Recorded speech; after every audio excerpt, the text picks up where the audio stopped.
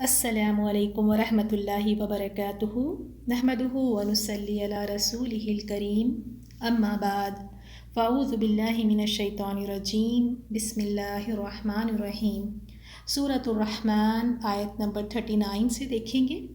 اس کی پچھلی آیت میں ہم نے لاسٹ لیسن میں دیکھا تھا، اس میں قیامت کے دن کی ہولناکیوں کا ذکر تھا کہ قیامت والے دن آسمان کا کیا حال ہوگا۔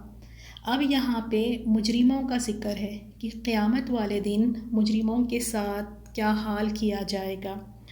فَيَوْمَئِذٍ تو پھر اس دن لا یسألُ نہ پوچھا جائے گا، عن ذنبہ اپنے گناہوں کے بارے میں، انسن کوئی انسان، ولا جان اور نہ ہی کوئی جن سے۔ تو پھر اس روز نہ تو کسی انسان سے اس کے گناہوں کے بارے میں پوچھا جائے گا اور نہ ہی کسی جن سے۔ اور ہم دوسری آیتوں میں ہم نے پہلے پڑھا ہے کہ قیامت والے دن اللہ تعالیٰ ہر کسی کا حساب لے گا، اللہ تعالیٰ سوال پوچھا جائے گا ان سے۔ اور یہاں ہم دیکھ رہے ہیں اس آیت میں اس روز نہ تو کسی انسان سے اس کے گناہوں کے بارے میں پوچھا جائے گا اور نہ ہی جنوں سے۔ تو قیامت والا دن دیکھیں اتنا لمبا ہے، کئی مرحلات آئیں گے قیامت والے دن۔ میدان حشر میں بہت سارے سٹیجز اور مرحلات ہیں، تو ایسے ہوگا کہ کہیں تو سوال پوچھا جائے گا اور کہیں سوال نہیں پوچھا جائے گا۔ اور سورۃ المرسلات میں بھی اللہ تعالیٰ نے فرمایا ہے آیت 35 سے 36 میں، یہ وہ دن ہے لوگ نہ بول سکیں گے اور نہ انہیں اجازت دی جائے گی کہ کوئی ایکسکیوز یا کوئی عذر پیش کرے۔ تو اس سے ہمیں پتہ چلا کہ یہ ایک حالت ہے، یعنی ایک ایسی حالت ہے جہاں پہ ان سے سوال نہیں پوچھا جائے گا۔ اور دوسری حالت میں یعنی دوسری جگہ پر تمام مخلوق سے ان کے سارے اعمال کے بارے میں سوال پوچھے جائیں گے۔ اور امام قتادہ اس آیت کے بارے میں فرماتے ہیں کہ پہلے ان سے پوچھا جائے گا، سب سے پوچھا جائے گا، پھر پوچھنے کے بعد ان کے منہوں پر مہر لگا دی جائے گی، ان کے منہوں کو سیل کر دیا جائے گا۔ اور ان کے اعمال کے بارے میں اب ان کے ہاتھ پاؤں خود گواہی دیں گے۔ یہ سب ہم جانتے ہیں نا کہ قیامت والے دن انسان اللہ تعالیٰ کے سامنے بہت ساری ایکسکیوزز دے گا، جھوٹ بتائے گا، جھوٹی گواہیاں دے گا، جھوٹ بول کے بچنا چاہے گا۔ تو اس وقت اس کے منہ پر مہر لگا دی جائے گی اور اس کے جسم کے اعضاء خود ہاتھ پاؤں اس کے خلاف گواہی دیں گے۔ تو اسی وجہ سے یہاں فرمایا کہ ان سے نہیں پوچھا جائے گا۔ اور دوسری جگہ یہ بھی آیا ہے کہ فرشتوں کے پاس ویسے ہی سارا ریکارڈ ہے انسانوں کے بارے میں کہ انہوں نے کیا کیا تھا، اور اللہ تعالیٰ کے علم میں بھی ہر بات ہے۔ تو ان سے یہ نہیں پوچھا جائے گا، ان سے یہ پوچھا جائے گا کہ یہ کیوں کیا تھا، کیونکہ اللہ تعالیٰ کے علم میں تو ہر بات ہے۔ تو ان سے یہ سوال کیا جائے گا کہ یہ فلاں چیز کیوں کی تھی۔ تو کئی ایسے جگہیں ہیں، حالات ہیں جہاں سوال پوچھے جائیں گے انسانوں سے، اور کئی ایسے حالات ہیں جہاں ان سے کچھ نہیں پوچھا جائے گا۔ اور پھر فَبِأَيِّ آلَاءِ رَبِّكُمَا تُكَذِّبَانِ تو کون کون سی نعمتوں کو اپنے رب کے تم دونوں جھٹلاؤ گے، جن اور انس۔ اب یہاں پہ مجرموں کے بارے میں بتایا گیا ہے کہ وہاں پر وہ کس طرح پہچانے جائیں گے۔ یعرفو پہچان لیے جائیں گے، المجرمون مجرم کس طرح پہچان لیے جائیں گے، بسیماہم اپنے چہروں کی علامات سے، نشانیوں سے، ان کے چہروں پہ جو نشانیاں ہوں گی اس سے وہ پہچان لیے جائیں گے۔ تو ان کے چہرے کس طرح ہوں گے، اس دن سیاہ چہرے ہوں گے، نیلی آنکھیں ہوں گی ان کی، اور اس سے وہ پہچان لیے جائیں گے کہ یہ مجرم لوگ ہیں۔ اور جیسے مومن وضو کی وجہ سے پہچان لیے جائیں گے کہ یہ رسول اللہ صلی اللہ علیہ وسلم کی امت میں سے ہے، یہ مومن ہے، کیونکہ اس دن ان کے اعضاء جو وضو کی وجہ سے جو وضو کیا کرتے تھے اس کی وجہ سے وہ اعضاء وہاں پر چمکنے لگیں گے، چمکنے دمکنے لگیں گے وہاں پہ۔ تو جس طرح ایک مومن اپنے اعضاء چمکنے کی وجہ سے پہچان لیے جائیں گے، اسی طرح مجرموں کے چہرے بھی بڑے سیاہ اور ان کے چہروں پہ گھبراہٹ سی ہوگی اور نیلی آنکھیں ہوں گی، تو جس سے وہ پہچان لیے جائیں گے۔ تو اللہ تعالیٰ واقعی ہمیں توفیق دے کہ ہم جب بھی وضو کریں تو بڑے اہتمام کے ساتھ کریں، بڑے شوق اور دل اور ایمان کے ساتھ کریں کہ یہ جو آج ہم یہاں وضو کر رہے ہیں شاید اس کے اثرات، اس کے آثار ہم یہاں نہ دیکھیں، لیکن اس دن دیکھیں ساری انسانیت ہوگی جہاں پہ کئی چہرے کالے سیاہ ہوں گے، کئی چہرے ایسے خوفناک ہوں گے، اور کہاں کچھ چہرے ایسے ہوں گے کہ جو اتنے چمکتے دھمکتے ہوں گے۔ تو اللہ تعالیٰ ہمیں ان میں شامل کرے، تو مومنوں کے چہرے بڑے وہاں پہ ریلیکس اور چمکتے دھمکتے ہوں گے۔ تو یہ ایک نشانی ہے جس طرح مجرم وہاں پہ پہچان لیے جائیں گے۔ اب ان کے ساتھ کیا معاملہ ہوگا؟ پہچان تو لیے جائیں گے وہ چہروں سے، اب ان کے ساتھ یہ ہوگا فَيُؤْخَذُ، پھر وہ پکڑے جائیں گے۔ کس طرح پکڑے جائیں گے؟ بِالنَّوَاصِی، پیشانی کے بالوں سے، وَالْأَقْدَامِ، اور قدموں سے۔ کتنی بڑی رسوائی ہے اس دن پیشانی کے بالوں، پھر فورہیڈ کے بالوں سے اور پاؤں سے پکڑ لیے جائیں گے۔ اور یہ زبانیہ فرشتے ہیں، فرشتے کا نام زبانیہ ہے، جو مجرم کو پیشانی سے ان کے قدموں کے ساتھ پکڑ کر جہنم میں گرا دیں گے۔ ابن عباس رضی اللہ تعالیٰ عنہ سے روایت ہے، انہوں نے فرمایا کہ مجرم کو اس کی پیشانی اور قدموں سے پکڑ کر اس طرح توڑ دیا جائے گا جس طرح ایندھن توڑ کر تنور میں ڈالا جاتا ہے۔ آپ دیکھیں جب تنور میں آگ جلائی جاتی ہے کس طرح اسٹکس ہوتی ہیں، وہ اسٹکس کو توڑ توڑ کر کس طرح آگ میں ڈالتے ہیں، تو اسی طرح ان کو توڑ دیا جائے گا، ان کی پیشانی اور قدموں سے پکڑ کر، اور ان کو آگ میں ڈالا جائے گا۔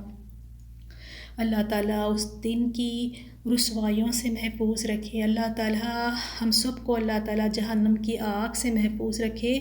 بڑا ہی سخت دن ہوگا۔ یہاں دنیا میں کوئی ہمیں ہلکا سا دھکا ہی دے دے، ایک ہم شاپنگ کے لیے نکلے ہیں یا بازار میں ہیں، چلتے چلتے کوئی اگر ہمیں ہلکا سا دھکا بھی دیتے ہیں تو ہم برداشت نہیں کرتے، اور اگر واقعی کوئی اگر ہمیں پیشانی کے بالوں سے پکڑے یا چانٹا مارے یا کوئی بھی اس طرح کی حرکت کرے تو کتنی ہمیں نا بے عزتی محسوس ہوتی ہے، کتنا فیل کرتے ہیں کہ اس میں میری کتنی ذلت ہے۔ اور اس دن بھی کچھ لوگوں کو اس طرح ٹریٹ کیا جائے گا، کتنی ذلت اور رسوائی ہوگی۔ یہ بھی دنیا میں بڑے بڑے لوگ تھے، دنیا میں بھی ان کی بڑی چلتی تھی، دنیا میں بڑے عزت سے چلتے پھرتے تھے، اور دیکھیں قیامت والے دن کتنی بڑی رسوائی، کتنی بڑی ذلت ہے۔ آیت نمبر 42، فَبِأَيِّ آلَاءِ رَبِّكُمَا تُكَذِّبَانِ، تو کون کون سی نعمتوں کو اپنے رب کی تم دونوں جھٹلاؤ گے۔ اب نیکسٹ آیت میں ان کو اور مزید ان کو بے عزتی محسوس کروانے کے لیے، ان کو اور ذلیل کرنے کے لیے ان کو بتایا جائے گا، ہَٰذِهِ، ان سے کہا جائے گا یہی ہے جہنم، جہنم، التی، وہ جو یکذب، جھٹلاتے تھے، بہا، اس کو، المجرمون، مجرم لوگ، انہیں پھر کہا جائے گا یہی وہ جہنم ہے جسے مجرم لوگ جھٹلاتے تھے۔ یعنی جہنم کو دکھا کے ان سے کہا جائے گا یہی تھی نا وہ جہنم جسے تم دنیا میں انکار کرتے تھے، جس پہ تمہارا کوئی ایمان نہیں تھا، اب یہ تمہارے آنکھوں کے سامنے موجود ہے، تم اسے دیکھ رہے ہو۔ تو ان سے بڑی ڈانٹ ڈپٹ کر بات کی جائے گی، ان کو ذلیل کیا جائے گا، ان کو اور زیادہ رسوا کرنے کے لیے دکھا کر کہے گا کہ یہی ہے، دکھا کر کہا جائے گا کہ یہی ہے وہ جہنم جس کا تم انکار کرتے تھے۔ ذرا اس چیز کو تصور کر کے دیکھیں، زندگی بھر جس چیز کا انکار کرتے رہیں، جس کو بہت ایزی لیتے رہے، جس کے لیے کبھی تیاری نہیں کی کہ اسے بچنا ہے، ہم نے اپنی آنکھوں سے خود دیکھ رہے ہیں اس کو اپنی آنکھوں کے سامنے، اور فرشتے بھی کیسے فرشتے ہیں، کس طرح ڈانٹ ڈپٹ کے بات کر رہے ہیں، ان کو ذلیل کر رہے ہیں، رسوا کر رہے ہیں، کیا حسرت ہوگی اس وقت۔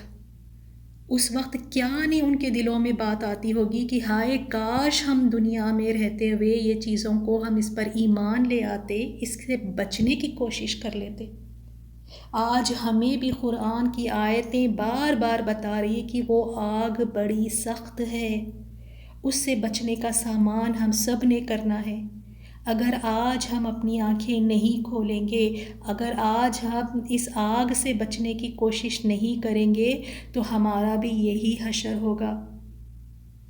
اللہ ہمیں محفوظ رکھے، کہیں ایسا نہ ہو کہ جہنم کے فرشتے ہمیں جہنم کے سامنے کھڑا کر کے دکھا رہے ہو کہ یہی وہ جہنم ہے جس سے تم نے کبھی بچنے کی کوشش نہیں کی، یہی وہ جہنم ہے، اور ڈانٹ ڈپٹ کر بات کریں گے۔ تو اس دنیا میں رہتے ہوئے ہم نے پوری کوشش کرنی ہے کہ کبھی ہمیں اللہ تعالیٰ اس آگ میں نہ ڈالے، ایسے کام نہ کریں کہ جس کی وجہ سے اللہ تعالیٰ ناراض ہو اور ناراض ہو کر اس جہنم میں ہمیں ڈالے۔ اپنے آپ کو بھی آگ سے بچانا ہے، اپنے گھر والوں کو بھی بچانا ہے۔ وہاں پہ کتنی رسوائیاں ہیں، یہاں پہ کسی کا ایک دھکا نہیں برداشت کر سکتے، کوئی اونچی آواز میں بات کر دے وہ نہیں ہم سے برداشت ہوتا، اور وہاں پہ کس طرح ذلیل اور رسوا کیا جائے گا۔ چہرہ انسان کی پہچان ہے، چہرے پہ اگر تھوڑا سا بھی کوئی چانٹا مارتا ہے یا پکڑ کے کھینچتا ہے پیشانی کے بالوں سے تو دیکھیں کتنی اس میں ذلت ہے۔ اور وہاں اللہ تعالیٰ کے فرشتے، ساری انسانیت ہوگی، دوسرے لوگ بھی ہوں گے، سب کے سامنے اس طرح ذلیل ہونا ہوگا۔ اللہ تعالیٰ ہمیں محفوظ رکھے، واقعی کبھی اللہ تعالیٰ کو ناراض کرنے والے کام نہیں کرنے۔ اسی لیے فرمایا نا، اے جن اور انس تم اللہ تعالیٰ کی کون کون سی نعمتوں کا انکار کرو گے۔ یہاں تو جہنم کی باتیں بتائی جا رہی ہے، عذاب کی باتیں بتائی جا رہی ہیں، تو اس میں ہمارے لیے نعمت کیا چیز ہے؟ یہی تو نعمت ہے کہ اللہ تعالیٰ نے پہلے سے ہی بتا دیا، مجرموں کو، گناہگاروں کو پہلے سے ہی آگاہ کر دیا، ڈرایا گیا ہے ہمیں تاکہ ہم گناہوں سے باز آ جائیں، یہ عذاب پڑھ کے، یہ چیزوں کو پڑھ کے ڈر جائیں اور شرک اور گناہ اور ان چیزوں سے اپنے آپ کو دور رکھیں۔ یہ بھی اللہ تعالیٰ کا ایک بہت بڑا عدل اور انصاف ہے اپنی مخلوق پہ۔ یہ اللہ تعالیٰ کا ایک بہت بڑا احسان ہے کہ اللہ نے فیوچر میں ہونے والی چیزوں کو بتا دیا کہ اگر اس طرح کے کام کرو گے، اگر اللہ کے مجرم بن کر آؤ گے تو پھر اس طرح کا ٹریٹمنٹ ہوگا وہاں پر۔ تو یہ بھی ایک اللہ تعالیٰ کا احسان ہے ہم پر کہ اللہ نے ہمیں پہلے ہی وارن کر دیا تاکہ ہم بچیں ان چیزوں سے۔ اب اتنا سب کچھ پڑھنے کے بعد بھی اپنے آپ کو گناہوں سے نہیں بچائیں گے تو بتائیں پھر ہمیں کیا چیز ہمیں پھر سیدھے راستے پہ لا سکتی ہے؟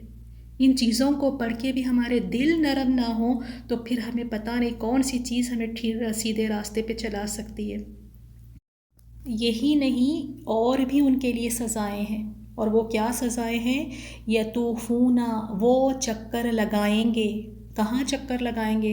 یہ نہیں کہ کہیں سیر و تفریح ہو رہی ہے، تھوڑا سا ان کے عذاب میں بریک دیا جا رہا ہے، نہیں، یہ چکر کہاں کے لگائے جائیں گے؟ بینہا، درمیان جہنم کے، وبینہ، اور درمیان حمیم، سخت گرم آن کھولتے پانی کے۔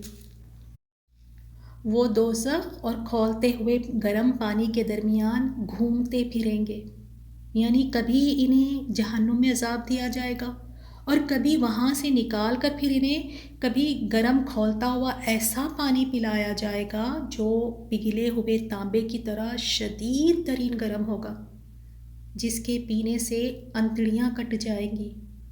سورۃ المومن میں بھی اللہ تعالیٰ نے فرمایا، جب ان کی گردنوں میں طوق اور زنجیریں ہوں گی اور گھسیٹے جائیں گے کھولتے ہوئے پانی میں، پھر آگ میں جھونک دیے جائیں گے۔ تو حمیم آن کا مطلب ہے، حمیم کا مطلب سخت گرم، اور آن کا مطلب یہ ہے کہ ایسا شدید گرم جو حرارت کی انتہا تک پہنچ چکا ہو، یعنی اتنا زیادہ اس کو گرم کیا گیا ہے جو انتہا تک پہنچ گیا، اب اس سے آگے اور زیادہ گرم کیا ہی نہیں جا سکتا، یعنی انتہا تک پہنچا ہوا اتنا شدید گرم پانی، ناقابل برداشت بن چکا پانی، ایسے پانی کو پینے کے لیے دیا جائے گا۔ اور ابن عباس رضی اللہ تعالیٰ عنہ فرماتے ہیں جس کا جوش انتہا کو پہنچ چکا اور جس کی حرارت شدید ترین ہو چکی ہو تو ایسے پانی کو پینے کے لیے دیا جائے گا۔ اور قتادہ فرماتے ہیں کہ اللہ تعالیٰ نے اس وقت سے پکایا ہے، وہ پانی کب سے پک رہا ہے؟ جب سے اللہ تعالیٰ نے آسمانوں اور زمین کو پیدا کیا ہے، یعنی تب سے پکایا ہے۔ تو امیجن کریں کتنا شدید ترین کھولتا ہوا سخت گرم پانی ہوگا، اور یہ پانی ان کو پلایا جائے گا۔ اور دوسرا قول یہ بھی ہے کہ آدمی کو پیشانی سے پکڑ کر کھولتے ہوئے شدید ترین گرم پانی میں گھسیٹا جائے گا حتیٰ کہ اس کا گوشت پگھل جائے گا اور سر کی ہڈیاں اور آنکھیں باقی رہ جائے گی۔ اللہم اجرنا من النار، اللہ تعالیٰ محفوظ رکھے، اللہ تعالیٰ ان عذابوں سے محفوظ رکھے، اللہ تعالیٰ ہم سب پر رحم فرمائے کہ کس طرح کے عذاب وہاں پہ دیے جائیں گے۔ تو اللہ تعالیٰ کے مجرم بن کر جائیں گے تو وہاں پہ کوئی آسانی نہیں کی جائے گی، اور پہلے سے ہی وارن کر دیا تھا، کوئی بہانے بھی نہیں دے سکیں گے۔ یہ آیتیں پڑھ کے اتنا خوف طاری ہو رہا ہے کہ پتہ نہیں کیا ہوگا، لیکن اللہ تعالیٰ نے دیکھیں ساتھ ہی جنت کا بھی ذکر کیا ہے کہ ڈرو نہیں، پریشان نہ ہو، اگر متقی بن کے جاؤ گے تو جنت میں بہت ساری نعمتوں کا اللہ تعالیٰ نے انتظام کیا ہے۔ جہاں اللہ تعالیٰ نے جہنم کا ذکر کیا ہے، ساتھ میں اللہ نے جنت کے بارے میں بھی بتایا ہے۔ تو اب یہاں ہم آیت میں دیکھتے ہیں، نیکسٹ آیت میں جنتیوں کا ذکر، متقیوں کا ذکر، اور ولیمن، اور لیمن اس کے لیے جو خافا ڈر گیا، مقام ربہ اپنے رب کے سامنے کھڑے ہونے سے، جنتان تو دو باغ ہے، اور جو شخص اپنے رب کے سامنے کھڑے ہونے سے ڈر گیا اس کے لیے دو باغ ہے، دو جنت ہے اس کے لیے۔ یعنی قیامت کے دن اللہ تعالیٰ کے سامنے کھڑے ہونے سے جو ڈر گیا، جو اپنی خواہشوں کو روکے رکھا، وہ اس نے کبھی دنیا کی زندگی کو ترجیح نہیں دی، اس نے نافرمانی نہیں کی، اس نے سرکشی نہیں کی، اسے اس بات کا پتہ تھا، وہ جان لیا تھا کہ آخرت بہتر ہے، دنیا فانی ہے، ختم ہو جانی ہے، آخرت کی فکر کرتا رہا، اللہ تعالیٰ کی حرام کردہ چیزوں سے اپنے آپ کو بچا کے رکھا، بہت ڈر ڈر کے زندگی گزارا کہ کہیں رب نہ ناراض ہو جائے، اللہ کے خوف سے روتا تھا، اللہ کے عذابوں کو یاد کر کے اس کے آنکھوں سے آنسو بہتے تھے۔ ڈر ڈر کے جس نے زندگی گزاری اس کے لیے یہ انعام ہے، جنتان، دو جنتیں، دو باغ ہے، کیونکہ اس نے ساری زندگی اپنے رب سے ڈر کے گزاری تو اب وہ جنت میں بے خوف رہے گا۔ رسول اللہ صلی اللہ علیہ وسلم نے بھی فرمایا اللہ تعالیٰ دو چیزیں ایک ساتھ جمع نہیں کرتا، یعنی دو خوف اور دو امن ایک ساتھ جمع نہیں کرتا۔ جو یہاں اس دنیا میں ڈرا، ڈر ڈر کے اس دنیا میں زندگی گزارا، وہ آخرت میں اللہ تعالیٰ اس کو بے خوف کر دیں گے، اور جو اس دنیا کی زندگی میں بے خوف رہا، کبھی نہیں ڈرا، تو اللہ تعالیٰ پھر اسے وہاں ڈرائیں گے۔ اب ہم خود چوز کریں، کیا ہم یہاں ڈر کے زندگی گزارنا چاہتے ہیں یا ہم یہاں بے خوف ہو کے آرام سے ریلیکس زندگی گزارنا چاہیں گے اور وہاں چاہتے ہیں کہ ہمیں ڈرایا جائے۔ ابھی جہنم کا ذکر ہم نے دیکھا ہے، کس طرح کا ٹریٹمنٹ کیا جائے گا وہاں پر۔ اور جو انسان اللہ تعالیٰ سے نہیں ڈرتا، جس کے دل سے اللہ تعالیٰ کا ڈر اور خوف نکل گیا ہے، ایسے انسان کو پھر ہر چیز ڈراتی ہے، وہ ہر چیز سے ڈرتا پھرے گا، کیونکہ اللہ کا ڈر ہی اس کے دل سے نکل گیا ہے۔ تو ہمیں چاہیے کہ اللہ تعالیٰ کا ڈر ہمارے دلوں میں ہو، ہمارے قدم، ہمارے ہاتھ گناہ کی طرف بڑھ رہے ہیں اور کرنا بھی چاہتے ہیں، لیکن ایسے اللہ تعالیٰ کا خوف طاری ہوتا ہے کہ الٹے قدم پلٹ جاتے ہیں کہ نہیں، میرا رب دیکھ رہا ہے۔ اللہ تعالیٰ کے ڈر اور خوف کی وجہ سے گناہوں کو چھوڑ دینا، اللہ تعالیٰ کے ڈر کے اور خوف کی وجہ سے گناہوں سے دور رہنا، بے خوف زندگی اگر گزار کے جائیں گے تو وہاں بہت پچھتانا پڑے گا۔ اور لوگ کہتے ہیں کچھ نہیں ہوتا، معمولی سی بات ہے، چھوٹی سی بات ہے، سب ہی تو کرتے ہیں، کچھ نہیں ہوگا، کچھ نہیں ہوگا، نہیں بہت کچھ ہوگا، ہم نے دیکھا ہے۔ چھوٹی سی بات ہم کہتے ہیں، بات تو چھوڑے، وہاں تو ذرے کا بھی حساب ہوگا۔ ذرہ اتنی چھوٹی سی چیز ہے جو آنکھ سے بھی نظر نہیں آتا، اسے ذرہ کہتے ہیں، یعنی اتنی چھوٹی سی بات کی بھی وہاں پہ پوچھ ہوگی۔ اور ہمارے عملوں کی طرف دیکھیں، کتنی بڑی بڑی نافرمانی اور گناہ کے کام کر کے کہتے ہیں کہ چھوٹی سی بات ہے، سب ہی تو کرتے ہیں، ایک ہی دفعہ تو کیا ہے تو کچھ نہیں ہوگا۔ لیکن اللہ والے بندے تو ایسے نہیں کرتے، وہ تو ڈر ڈر کے زندگی گزارتے ہیں، وہ یہ نہیں کہتے کہ کچھ نہیں ہوتا، وہ تو ہر چیز میں ڈرتے ہیں کہ رب نہ ناراض ہو جائے۔ انسان آج کل اگر کوئی غلط کام کر دے اور انسان کے سامنے اس کو کھڑا کیا جائے تو تھر تھر کانپنے لگتا ہے، اور کہاں اللہ تعالیٰ کے سامنے میدان حشر میں کھڑا کیا جائے گا، اس کا ہمیں کوئی ڈر نہیں ہے؟ ہم اس کے لیے کوئی تیاری نہیں کرتے؟ کیا ہمیں خوف نہیں آتا اس بات سے؟ لوگوں کی باتوں کی وجہ سے، لوگوں کی یعنی چپتی ہوئی نظروں کی وجہ سے کئی کام کرنا چھوڑ دیتے ہیں، لوگوں کی ڈر کی وجہ سے، اور اللہ کی ڈر کی وجہ سے بڑے بڑے گناہ نہیں چھوڑتے ہم۔ تو ایسے لوگوں کو پھر اللہ کیوں نہ دو جنتیں دیں، جو اس دنیا میں رہتے ہوئے ڈر ڈر کی زندگی، ڈر ڈر کے زندگی گزار کے گیا، تو کیوں نہ اللہ تعالیٰ اسے پھر یہ نعمتیں دے۔ تو اس کے لیے جنتان، 2 جنتیں ہیں، اور وہ جنتیں کیسی ہیں اس کا بھی ذکر فرمایا۔ اتنی پیاری جنتیں جو ذوات افنان، دونوں خوب شاخوں والی ہوں گی، یعنی افنان کہتے ہیں یعنی ہری بھری ڈالیوں کو کہتے ہیں، جیسے گھنے باغات۔ تو وہ جنات وہ کیسی ہوں گی؟ 2 جنتیں، باغات گھنے ہوں گے، ان کی برانچز اتنی گھنی ہوں گی، آپس میں ایک دوسرے میں جڑی ہوگی، اور 2 باغ ہوں گے۔ وہ 2 باغ کون سے ہوں گے؟ 2 باغ چاندی کے بنے ہوں گے، اور ان باغ میں ان کے برتن اور جو کچھ اس میں ہے سب چاندی کا بنا ہوا ہوگا، اور 2 باغ سونے کے ہوں گے، ان کے برتن اور جو کچھ ان میں ہوگا سب سونے کے بنے ہوئے ہوں گے۔ صحیح بخاری کی حدیث ہے۔ ہم دیکھیں گھر میں سجانے کے لیے کتنا گولڈ پلیٹڈ، سلور پلیٹڈ چیزیں لے کر آتے ہیں، سونے کا پانی چڑھا ہوا چیزیں لا لا کر ہم ڈیکوریٹ کرتے ہیں، اور کہاں اللہ تعالیٰ اپنے ڈرنے والے بندوں کو، جو ڈر ڈر کے زندگی گزار کے گیا، تو اللہ تعالیٰ دیکھیں کیسی اس کی عزت کر رہے ہیں، وہاں پہ اللہ کتنا اس کو نواز رہے ہیں۔ ایسی جنتیں جو سونے اور چاندی کی ہے، اور جس کی ہر چیز سونے اور چاندی سے بنی ہوئی ہے، اور پھر وہ ایسی جنت ہے وہاں سے کوئی نہیں نکالے گا۔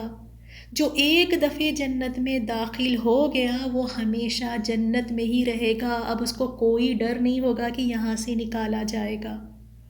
تو کیوں نہ یہاں رہتے ہوئے ایسی جنتوں کی کوشش کی جائے۔ یہ جنتیں اللہ تعالیٰ انہیں ہی عطا فرمائے گا جو ڈر ڈر کے زندگی گزارا۔ تو ڈرنے والے بنیں، ہر کام کرنے سے پہلے چیک کریں، ڈریں ہر چیز میں، اپنے آپ کا جائزہ لیں، کہیں یہ کام سے میرا رب ناراض تو نہیں ہو رہا ہے، یہ کام سے اگر میرا رب ناراض ہوتا ہے تو چھوڑ دینا ہے میں نے اسے۔ اللہ تعالیٰ واقعی ہمیں اللہ تعالیٰ کا حق ادا کرنے والا بنائے، اور ڈر ڈر کے ایک متقی زندگی گزارنے والا بنائے، آمین یا رب العالمین۔ آیت نمبر 50، فیہما، ان دونوں میں، عینانی، 2 چشمے، تجریان، جاری ہوں گے۔ اب اس باغ میں اللہ تعالیٰ نے چشموں کا بھی انتظام کر دیا۔ باغ ہے، اتنے سارے درخت ہے، تو اس کے لیے پانی کی بھی تو ضرورت ہے، تو وہ چشمے اس باغ کے درخت اور ٹہنیوں کو سیراب کریں گی، جس سے تمام قسم کے پھل پیدا ہوں گے۔ اور یہ 2 چشموں کا نام ہے، ایک کا نام تسنیم ہے اور دوسرے چشمے کا نام سلسبیل ہے۔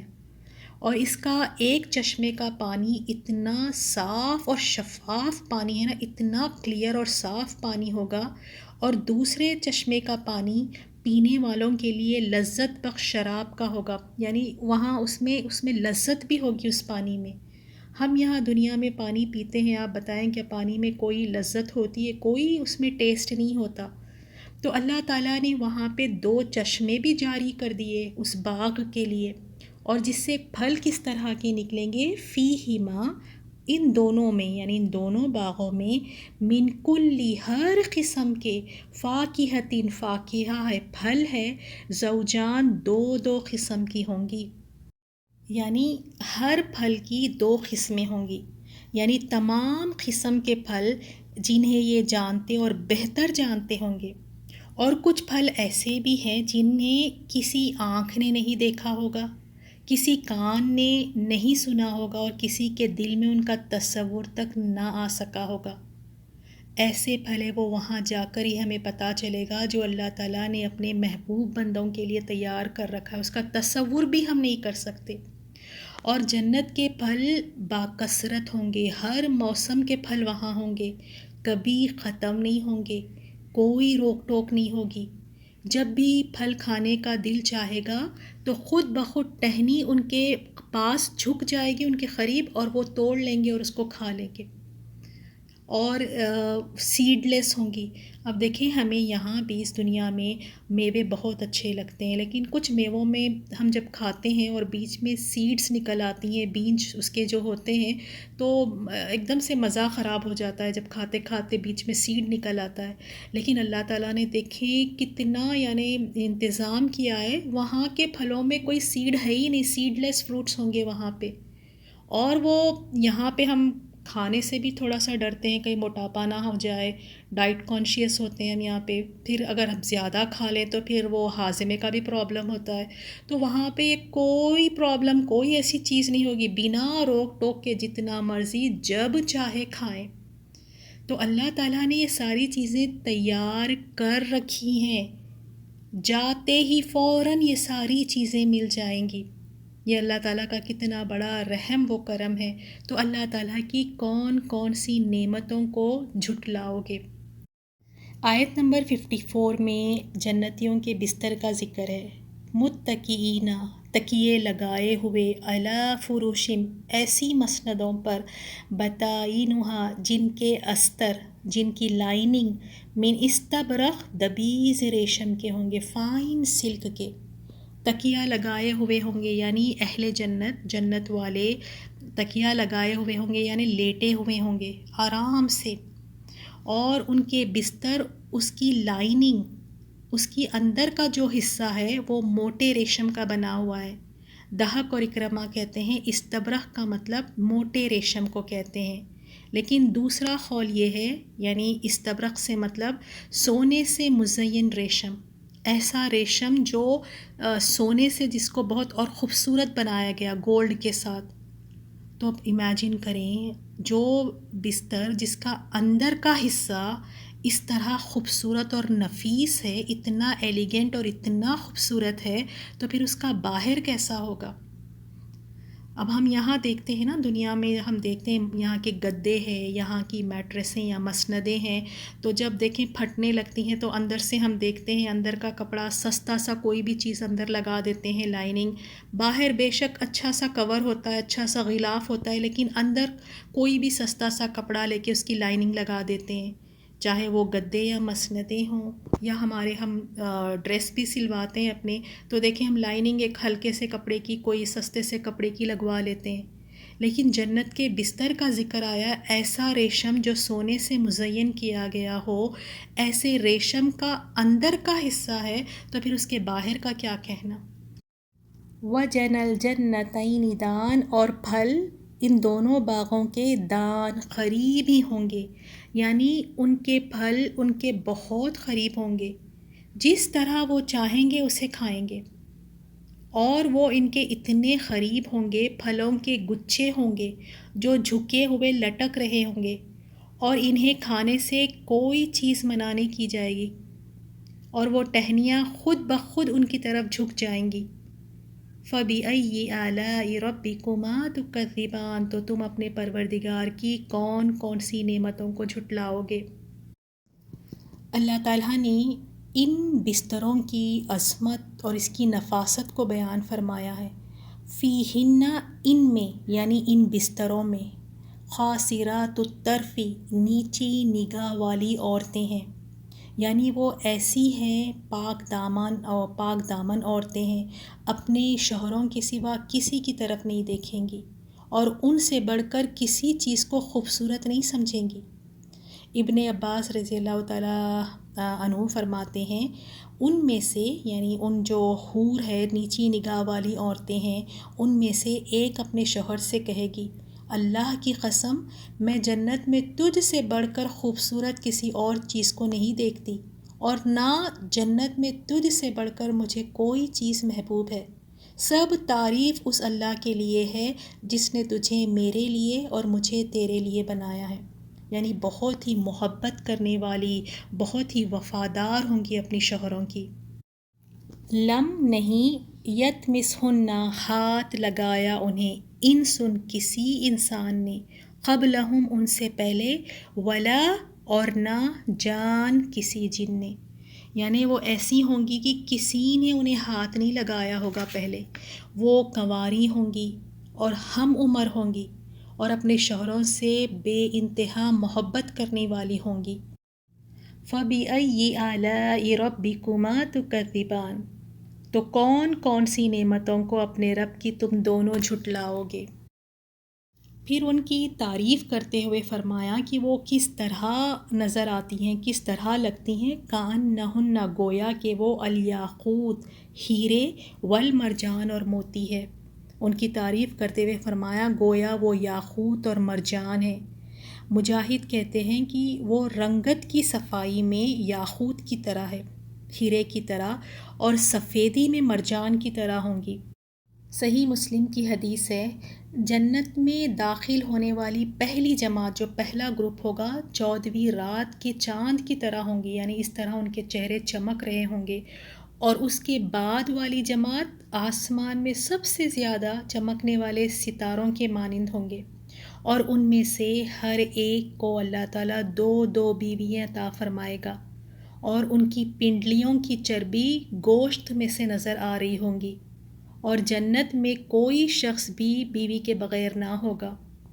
اور دوسری حدیث میں صحیح بخاری کی حدیث ہے، اس میں رسول اللہ صلی اللہ علیہ وسلم نے فرمایا جنت میں ایک کمان یا ایک کوڑا، تیر کمان ہوتا ہے نا، یا تیر کمان یا ایک کوڑے کے برابر جگہ دنیا کی ساری دولتوں سے زیادہ بہتر ہے۔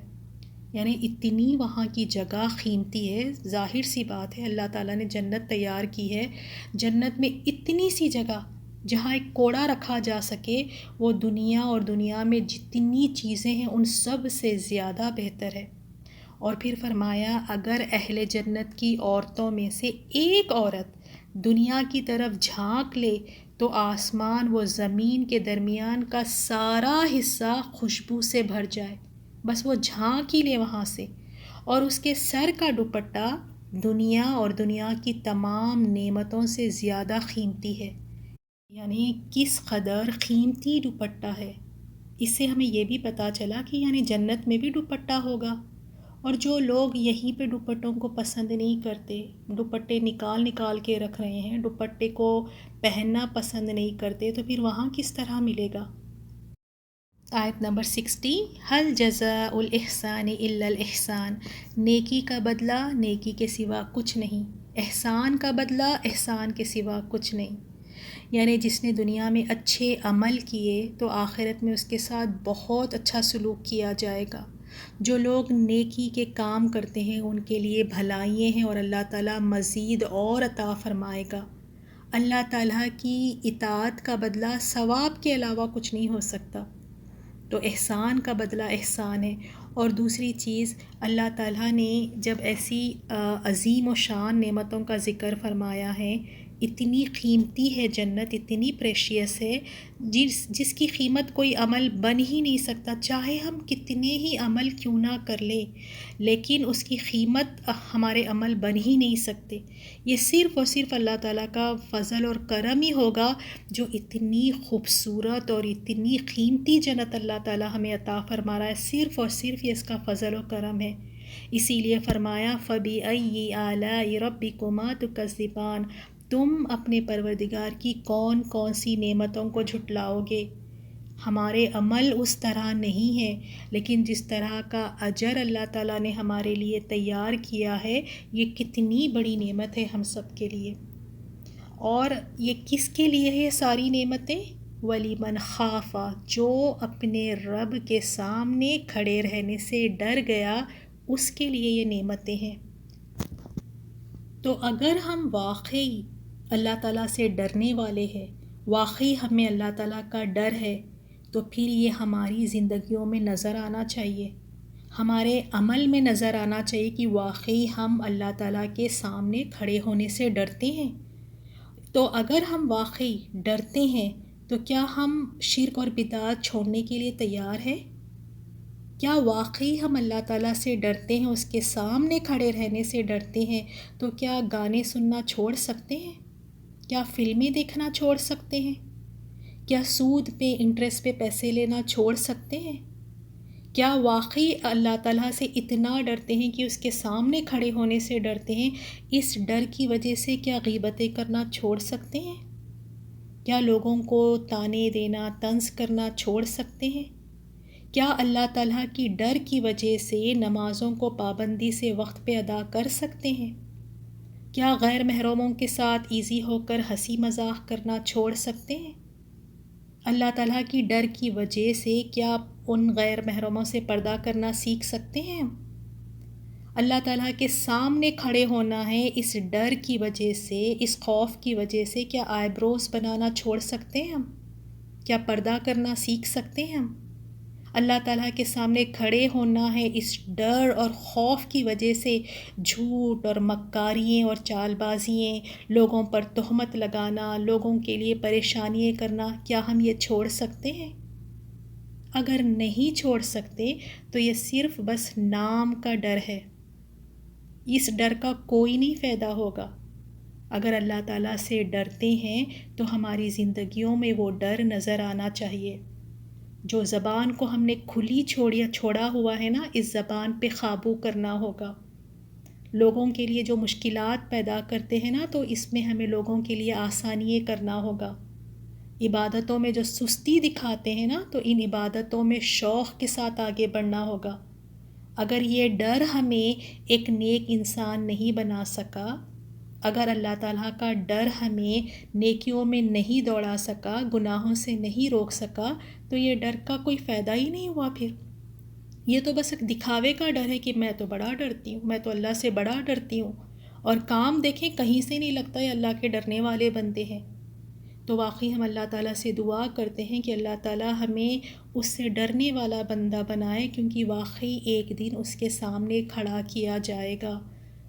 اور جو ایمان والے ہوتے ہیں نا، واقعی وہ ڈرتے ہیں رب کے سامنے کھڑے ہونے سے، اور یہ ڈر انہیں راتوں میں سونے نہیں دیتا، یہ ڈر انہیں سیدھا رکھتا ہے۔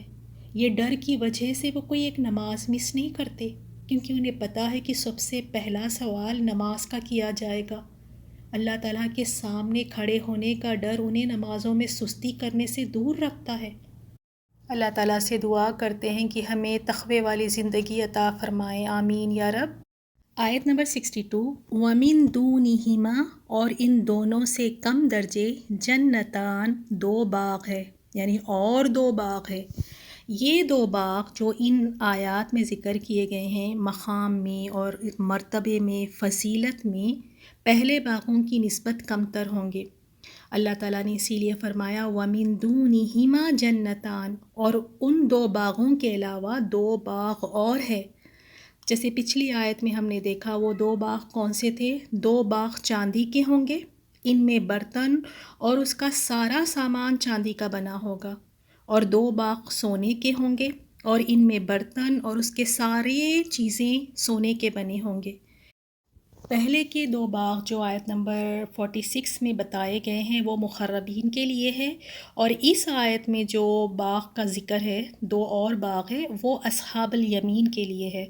تو مقربین کون ہیں اور اصحاب الیمین کون ہیں، انشاءاللہ ہمارے نیکسٹ سورے میں، سورۃ الواقعہ میں، اس کو ہم ڈیٹیل سے دیکھیں گے۔ اور فَبِأَيِّ آلَاءِ رَبِّكُمَا تُكَذِّبَانِ، تو کون کون سی نعمتوں کو اپنے رب کی تم دونوں جھٹلاؤ گے؟ اب آگے کی آیتوں میں ہم دیکھیں گے یہ باغ کا ذکر ہے کہ اس باغ میں کون کون سی نعمتیں ہیں، تو ہم ساتھ ساتھ میں پچھلے والے باغ کو اس باغ کے ساتھ کمپیئر کرتے ہوئے چلیں گے کہ پچھلا والا باغ جو ذکر کیا گیا تھا جو مقربین کے لیے ہے اور یہ اصحاب الیمین کے لیے، تو دونوں میں کیا ڈفرینس ہے۔ آیت 64، مدہامتان، گہرے سبز سیاہی مائل، یعنی اس باغ کے بارے میں یہ ذکر آیا ہے شدید پانی کی سیرابی کی وجہ سے، یعنی وہاں پہ اتنا زیادہ واٹر اریگیشن ہے، اس کی وجہ سے گھنے ہونے کی وجہ سے یہ نا سیاہ معلوم ہوتے ہیں، بالکل ڈارک گرین میں۔ اور پہلے والا باغ کس طرح تھا، ذوات افنان، وہاں کا باغ، وہاں کی شاخوں یعنی برانچز کی بات کی گئی تھی، بہت ہی زیادہ ان کی شاخیں ایک دوسرے میں ملی ہوئی ہے اور پھلوں سے لدی پھدی ہے، اور یہاں پہ اس باغ کا ذکر آیا ہے کہ یہ بہت ہی زیادہ ڈارک گرین، گہرا سبز گرین کلر کا ہے، گھنا باغ ہے۔ فَبِأَيِّ آلَاءِ رَبِّكُمَا تُكَذِّبَانِ، تو کون کون سی نعمتوں کو اپنے رب کی تم دونوں جھٹلاؤ گے۔ تو دیکھیں اگر کسی کو اللہ تعالیٰ اس باغ میں بھی داخل کر دیتا ہے، بے شک اسے وہ پہلا والا باغ نہیں ملا جس میں زیادہ نعمتیں ہیں، اگر اس باغ میں بھی کوئی چلا جاتا ہے تو یہ بھی اللہ تعالیٰ کی کتنی بڑی نعمت ہے کہ اسے آگ سے بچا کر یہ باغ میں اللہ تعالیٰ نے اسے داخل کر دیا، تو یہ بھی اللہ تعالیٰ کی ایک بہت بڑی نعمت ہے۔ اللہ تعالیٰ سے ہم دعا کرتے ہیں کہ اللہ تعالیٰ اپنے رحم سے، اپنے فضل و کرم سے اللہ تعالیٰ ہمیں جنت میں داخل فرمائے، آمین یا رب العالمین۔ اب اس میں دیکھتے ہیں اس باغ میں چشمے کس طرح کے ہیں۔ فیہما، ان دونوں میں، عینانی، دو چشمے ہیں، نضاختان، جوش مارتے ہوئے۔ اس والے باغ کے چشمے ایسے ہیں جو ابل رہے ہیں، جو جوش مار رہے ہیں، اور ان کا پانی کبھی ختم نہیں ہوگا۔ اور پہلے والے باغ میں وہاں کے چشمے کیسے تھے، دو چشمے تھے، تسنیم اور سلسبیل، اور وہ پانی جاری ہے، اور جو چشموں کا پانی بہہ رہا ہے، جاری ہے، وہ دیکھنے میں بھی خوبصورت ہے، اس کے فائدے بھی زیادہ ہے۔ اور اس چشموں کا پانی، چشمے یہاں کے ابلنے والے چشمے ہیں۔ فَبِأَيِّ آلَاءِ رَبِّكُمَا تُكَذِّبَانِ، تو کون کون سی نعمتوں کو اپنے رب کی تم دونوں جھٹلاؤ گے۔ اب یہاں وہاں کے پھلوں کا ذکر ہے۔ فیہما، ان دونوں میں، فاکہۃ، لذیذ پھل، ونخل، اور کھجوریں، ورمان، اور انار بھی ہے۔ تو اس باغ میں ان دونوں باغوں میں لذیذ پھل ہے، کھجوریں ہیں اور انار ہوں گی۔ کھجوریں اور انار کا یہاں پہ خاص طور پہ اس لیے ذکر کیا گیا کہ یہ پھلوں کو دوسرے پھلوں پر فضیلت حاصل ہے، شرف حاصل ہے، عرب لوگ بھی اس کو جانتے تھے، یہ خاص پھل ہے۔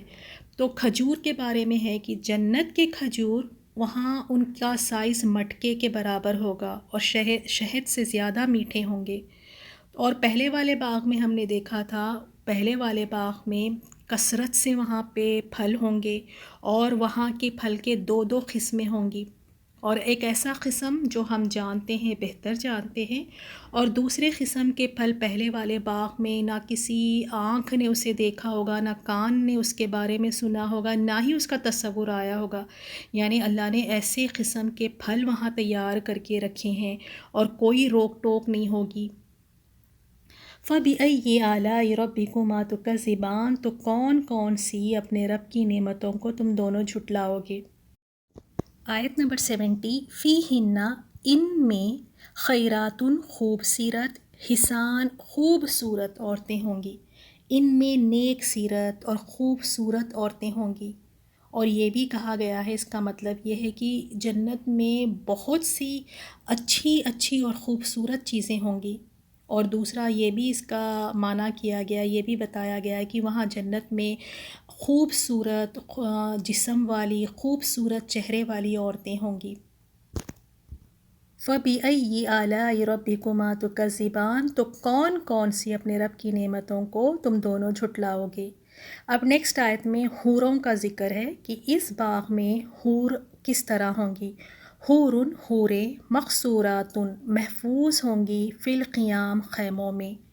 یہاں پر حوریں ہیں جو خیموں میں رہنے والی ہوں گی، اور جو پہلا والا باغ تھا وہاں کی حوروں کے بارے میں یہ ذکر ہے، فیہن قاصرات الطرفی، ان میں نیچی نگاہ والی عورتیں ہیں، یعنی وہ عورتیں اس طرح ہے کہ اپنی نظروں کو انہوں نے خود جھکا لیا ہے، بہت ہی زیادہ شرم و حیا والی، کسی اور کی طرف نہیں دیکھنے والی، صرف اپنے شوہر کی طرف دیکھنے والی، ان کی نگاہیں نیچے جھکی ہوئی ہیں۔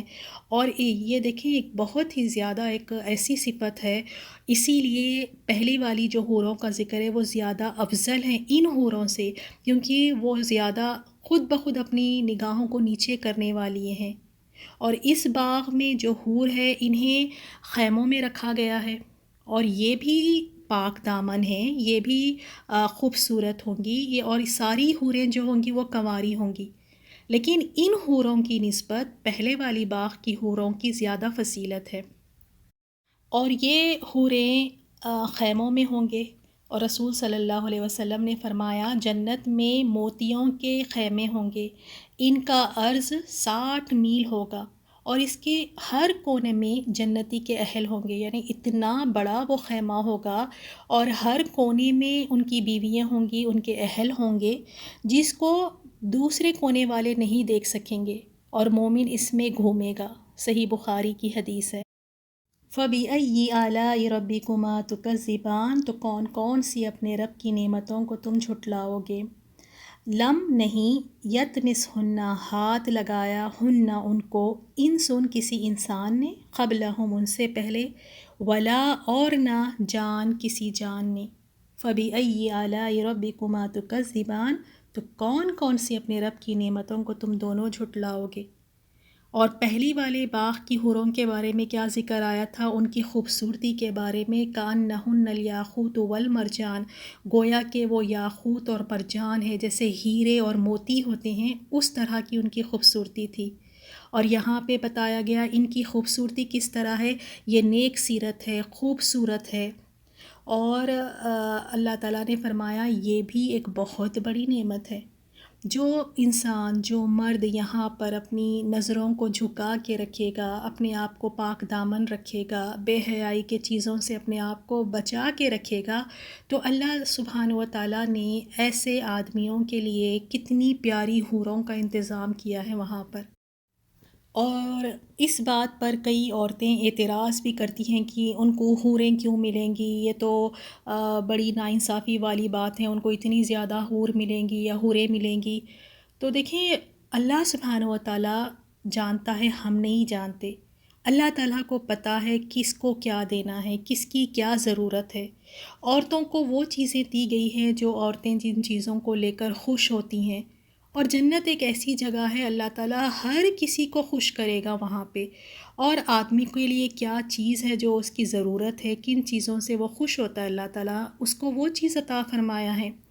اور جب جنت کی حور اتنی خوبصورت ہے تو پھر آپ امیجن کریں کہ نیک عورت جب جنت میں جائیں گی تو ان کی خوبصورتی کا کیا عالم ہوگا پھر، کیونکہ جنت کی عورتیں یعنی جب وہ جنت میں جائیں گی، دنیا میں انہوں نے اتنے نیک کام کیے ہوں گے، انہوں نے نمازیں پڑھی ہوں گی، اللہ تعالیٰ کے لیے اپنے آپ کو بھوکا پیاسا رکھا روزوں میں، اپنے شوہر کی فرما بردار تھی، صبر کرنے والی تھی، پاک دامن تھی، تو پھر ایسی عورتیں جب جنت میں جائیں گی تو یہ حوروں سے زیادہ افضل ہوں گی، کیونکہ یہ محنت کر کے اللہ تعالیٰ کی فرما برداری کر کے یہ جنت میں گئی ہیں۔ اور حوروں کو اللہ تعالیٰ نے جنت والوں کے لیے پیدا کیا ہے، وہاں کے مردوں کے لیے، جنت میں جو مرد ہوں گے ان کے لیے، ان کی لذت کے لیے اللہ تعالیٰ نے حوروں کو پیدا کیا۔ تو ایک جنتی عورت اور حور میں کوئی کمپیریشن کر ہی نہیں سکتے، ہم کمپیئر ہی نہیں کر سکتے۔ ایک جنتی عورت جب اتنے سارے نیک عمل کر کے جب وہ جنت میں جاتی ہے تو اللہ تعالیٰ نے اس کو ریوارڈ دینے، اس کے ثواب کے لیے اللہ تعالیٰ اس کے لیے جنت تیار کی، اور حوروں کو جنت کے لیے تیار کیا گیا، جنت کے آدمیوں کے لیے، تاکہ وہ ان سے لذت پائے۔ اور ایک جنتی عورت وہ خود جنت میں جائے گی، جنت اس کے لیے تیار کی گئی ہے، وہ جنت میں جائے گی، وہاں انجوائے کرے گی، تو بہت ڈفرینس ہے ایک جنتی عورت میں اور حور میں، اور جنتی عورت حوروں سے افضل ہوں گی۔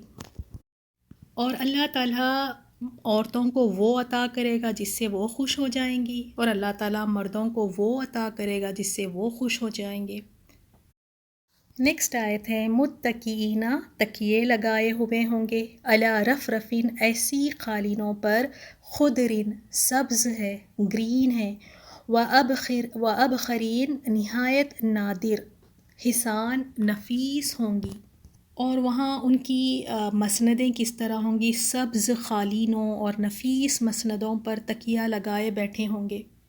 اور یہاں پہ گرین کلر کا کیوں ذکر آیا ہے؟ اور دیکھیں گرین کلر میں، سبز کلر میں کوئی چیز ہوتی ہے تو واقعی وہ نا آنکھوں کو بھی بڑا سکون دیتی ہے۔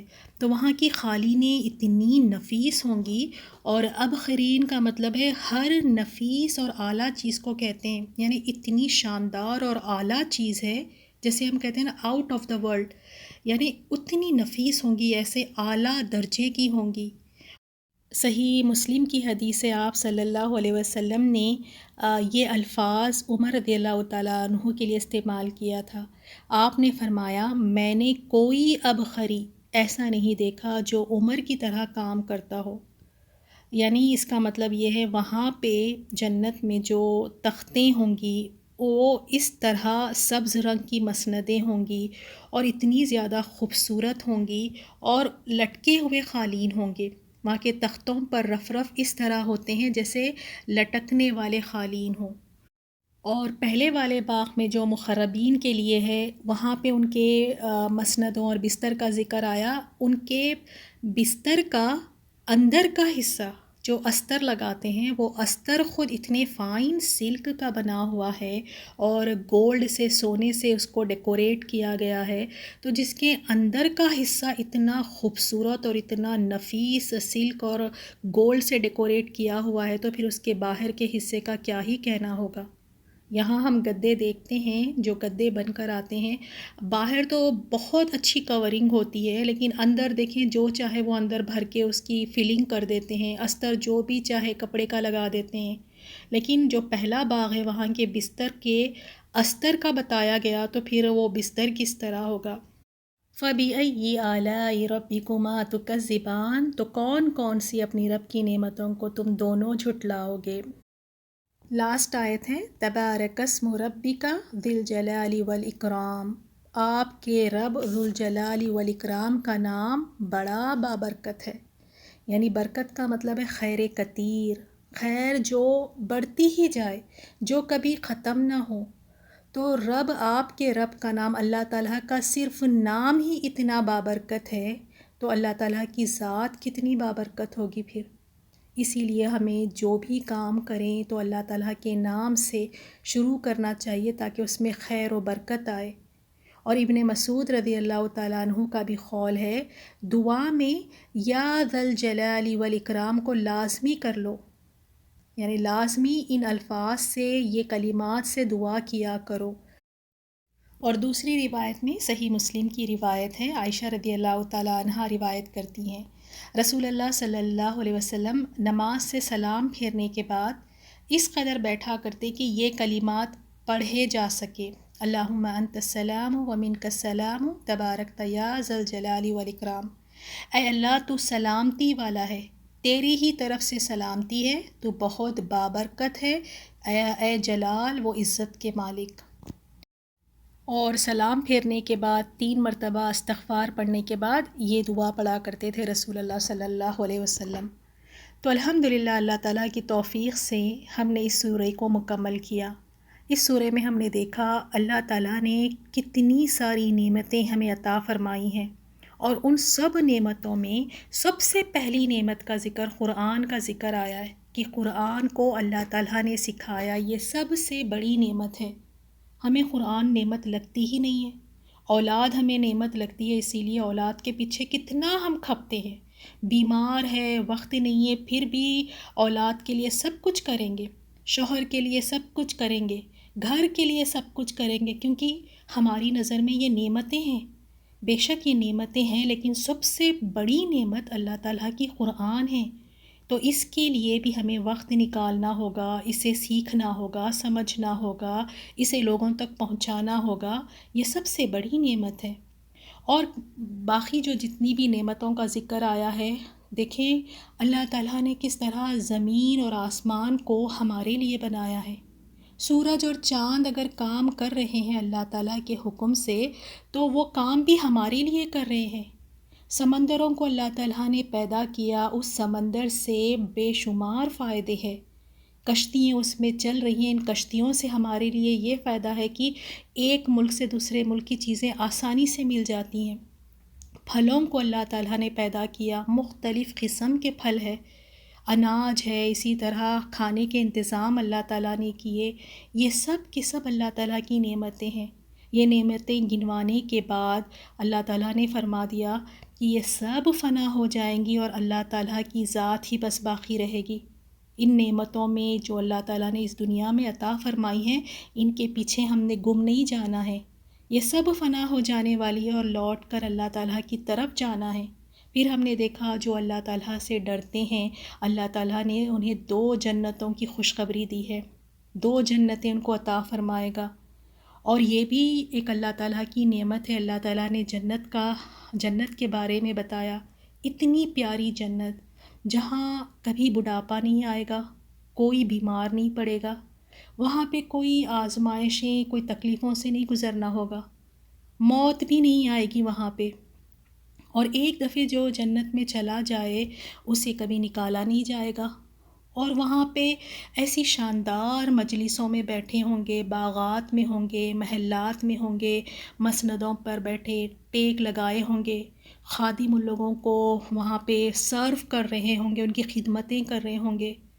کوئی وہاں پہ غم نہیں ہوگا، کوئی ڈر نہیں، کوئی خوف نہیں، آرام کی زندگی، بے خوف والی زندگی۔ کوئی گھروں کی صفائی نہیں کرنی ہوگی وہاں جا کے یہ نہیں ہوگا کہ اب 3 دفعے گھر میں دن میں کھانا بننا ہے تو کیا بناؤں، کھانا پکانے کی کوئی جھنجھٹ نہیں، کوئی صفائی کی جھنجھٹ نہیں، کوئی یہ فکر نہیں کہ پیسے بچا بچا کر اپنے لیے اچھے سے زیورات خریدوں، لباس خریدوں۔ اللہ نے اتنے شاندار لباس تیار کر رکھے ہیں، اتنے پیارے زیورات اللہ تعالیٰ نے وہاں تیار کر رکھے ہیں، ہر جگہ بس سلامتی ہی سلامتی ہے۔ کوئی کسی کو دیکھ کر وہاں پہ جلنے کڑنے والا نہیں ہوگا، کوئی کسی کو دیکھ کر حسد نہیں کرے گا، کسی کو دیکھ کے دل نہیں خراب ہوگا۔ جہاں دیکھیں گے بس خوشیاں ہی خوشیاں ہوں گی، اور ان سب پر اللہ تعالیٰ کا دیدار نصیب ہوگا۔ تو یہ اللہ تعالیٰ کی کتنی بڑی نعمت ہے، اللہ تعالیٰ نے جنتوں کے بارے میں ہمیں بتا دیا۔ اسی طرح اللہ تعالیٰ نے میدان حشر کی ہولناکییں اور جہنم کے عذاب کے بارے میں بھی بتایا۔ یہ بھی ایک اللہ تعالیٰ کی نعمت ہے ہمارے لیے۔ اگر اللہ تعالیٰ یہ یاد دہانی نہیں کرواتا، اگر اللہ تعالیٰ ہمیں نہیں بتاتا جہنم میں کیا کیا عذاب ہے، میدان حشر میں کیا کیا ہولناکیوں والی چیزیں ہیں، اگر اللہ تعالیٰ ہمیں ان چیزوں سے نہیں بتاتا، نہیں آگاہ کرتا، تو ہم کس طرح بچ سکتے تھے؟ تو اللہ تعالیٰ نے یہ چیزوں کو بتا کے انسان کو تھوڑا سا الرٹ کر دیا کہ یہ چیزیں بھی ہے، یہ چیزوں سے بچنا ہے، تاکہ بچنے کی انسان کوشش کرے۔ تو اللہ تعالیٰ واقعی اللہ تعالیٰ ایسا ہے جو ذی الجلال والاکرام ہے، یعنی وہ عظمت، وہ کبریائی کا مالک ہے، یعنی وہ ذات پاک اس بات کی مستحق ہے کہ اس کی تعظیم بجا لائی جائے، اس کی کبھی نافرمانی نہ کرے، اس کی عزت کرے، اس کی عبادت کی جائے، اس کی ان تمام نعمتوں کا شکر ادا کیا جائے، اس کا ذکر کیا جائے، اس کو کبھی نہ بھولا جائے، کبھی اس کو ناراض نہ کیا جائے، اس کی رضا میں اپنی زندگی گزاری جائے۔ وہ رب بن مانگے اتنی ساری نعمتوں کا انتظام ہم سب کے لیے کیا ہے، اور بدلے میں اللہ تعالیٰ چاہتا کیا ہے کہ ہم صرف اس کی عبادت کریں، کسی کو اس کے ساتھ شریک نہ کریں، شرک نہ کریں، ہم کوئی اس کے ساتھ اس کو شریک نہ کریں۔ اور اللہ تعالیٰ کی عبادت میں کتنا وقت لگتا ہے، 24 گھنٹے میں 5 وقت کی نماز ادا کرنے میں بامشکل سے 40 منٹ لگتے ہوں گے 5 نمازوں کے لیے، اور 24 گھنٹے میں یہ 40 منٹ اپنے اس رب کے لیے نکالنا ہمارے لیے کتنا مشکل ہے، اللہ ہمیں معاف فرما دے۔ اس رب کی ساری نعمتوں کو استعمال کر رہے ہیں، اس رب کی ساری دی ہوئی نعمتوں کو ہم روزمرہ کی زندگی میں یوز کر رہے ہیں، اور ہم سے زیادہ احسان فراموش کوئی نہیں ہوگا۔ انسانوں میں سے بھی کوئی انسان تھوڑا سا احسان ہم پہ کر دیتا ہے، اگر وہ کچھ برا بھلا بھی کہہ دیتا ہے، کچھ غلط بھی کرتا ہے، تو ہم احساس کرتے ہیں کہ کوئی بات نہیں، اس کے اتنے احسان ہیں تو اچھا نہیں لگتا، تو خاموش ہو جاتے ہیں۔ ایک انسان کے احسانوں کے آگے ہم خاموش ہو جاتے ہیں، اور اللہ کے احسانوں کے تلے تو ہم دبے ہوئے ہیں۔ ہر چیز تو اللہ کی دی ہوئی ہے، اسی کی نعمتیں ہیں، اور اس کی نعمتوں کو لے کے، اس کے احسانات کو لے کے کتنی احسان فراموش ہیں ہم۔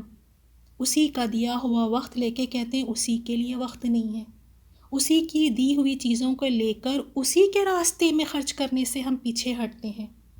تو ہمیں اللہ تعالیٰ کی قدر کرنی چاہیے، وہ بہت ہی عزت والا ہے، اس بہت ہی کبریائی والا ہے۔ سورہ رحمان پڑھ کے ہمیں احساس ہوا ہے نا کس طرح اللہ تعالیٰ نے ہم پہ نعمتوں کی بارش کی ہے، کیا اس کے بدلے میں تھوڑا سا ہم آگے بڑھ کے اپنے رب کے احسان مند نہیں ہو سکتے ہم؟ یہ تو پھر ناشکری ہوئی نا۔ اللہ تعالیٰ کو شکر گزار لوگ پسند ہے، اللہ تعالیٰ کو فرما بردار لوگ پسند ہے۔ اگر ہم اللہ تعالیٰ کی فرما برداری کر کے جائیں گے، اللہ تعالیٰ سے ہم ڈر ڈر کے رہیں گے اس دنیا میں، تو اللہ تعالیٰ پھر وہاں ایسی پیاری جنتوں میں ہمیں داخل فرمائے گا جہاں کوئی رنج اور غم نہیں ہوگا، ہر جگہ خوشیاں ہوں گی، کوئی اور پریشانی نہیں ہوگی وہاں پر۔ اس سورے کو ہم نے سیکھا ہے، اللہ تعالیٰ ہمیں اس پہ عمل کرنے والا بنا دیں اور اللہ تعالیٰ کا حق ادا کرنے والا بنا دے۔